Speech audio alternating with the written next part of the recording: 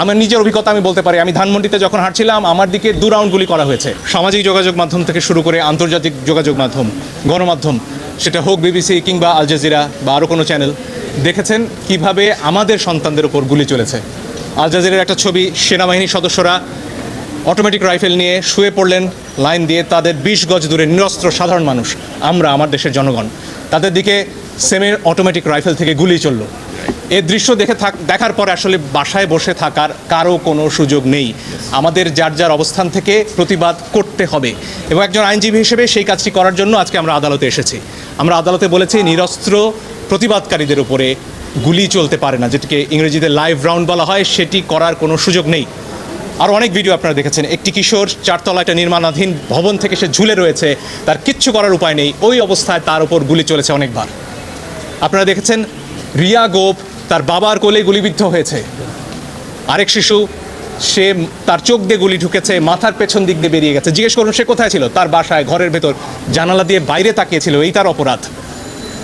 এই জন্য আমরা স্পষ্টভাবে বলেছি যারা আন্দোলনকারী তাদের উপরে লাইভ রাউন্ড অর্থাৎ গুলি ছোড়া চলবে না। আপনারা প্রয়োজনে টিয়ার শেল ছুড়ুন, লাঠিচার্জ করুন, রাবার বুলেটও ছুড়ুন, তাতেও বহু মানুষ অন্ধ হয়েছে হয়তো, সে খবর আপনারা দেখেছেন, এত কাছ থেকে রাবার বুলেট ছোড়া হয়েছে। ফলে এই বিষয়গুলো সামনে আসতে হবে। আমার নিজের অভিজ্ঞতা আমি বলতে পারি, আমি ধানমন্ডিতে যখন হাঁটছিলাম আমার দিকে 2 রাউন্ড গুলি করা হয়েছে। তাদের পোশাক পরনে ছিল না, আমি জানি না তারা কারা পিস্তল থেকে গুলি হয়েছে, কারণ আমার হাতে ক্যামেরা ছিল, কোনো প্রমাণ তারা রাখবেন না, কিন্তু প্রমাণ ধ্বংস হয় না আজকের দুনিয়ায়, প্রমাণ পৌঁছে যায়। আরেকটি দাবি আমরা করেছি পরিষ্কারভাবে, ছাত্ররা সারা বাংলাদেশ থেকে আজকে বলেছেন যে 6 জনকে ডিবি অফিসে রাখা হয়েছে, তারা সেখানে বন্দী। তারা স্পষ্টতই ছাত্ররা বলেছেন কালকে ডিবি অফিস থেকে বা যেখান থেকেই হোক যে ভিডিও প্রকাশ করা হচ্ছে, সেই ভিডিওতে যে কথা বলা হয়েছে সেটি অস্ত্রের মুখে হয়েছে, ছাত্ররা সেটি বলেছেন। এবং এই ধরনের আন্দোলন প্রত্যাহারের দাবি ছাত্ররা মানেন না, তারা সেটি বলেছেন।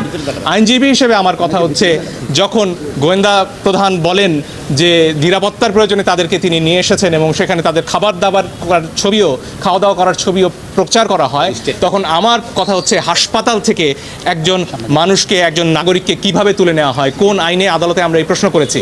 আপনার নাইমের ক্ষতবিক্ষত শরীর দেখেছেন, তার গায়ে পিটিয়ে কি অবস্থা করা হয়েছে পত্রিকায় এসেছে।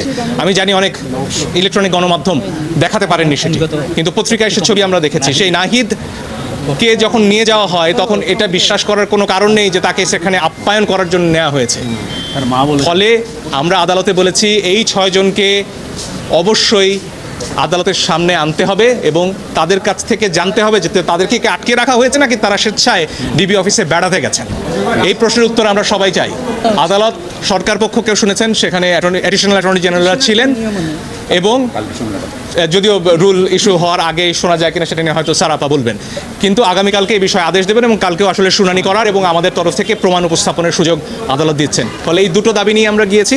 এই 6 জনকে আদালতে উপস্থাপন করে তাদের কাছ থেকে জানতে হবে যে তারা স্বেচ্ছায় সেখানে আছেন কিনা এবং নিরপরাধ, নিরস্ত্র যারা বিক্ষোভকারী হন, আন্দোলনকারী হোক, তাদের উপরে লাইভ রাউন্ড গুলি ছোড়া যাবে না। অ্যাসল্ট রাইফেল দিয়ে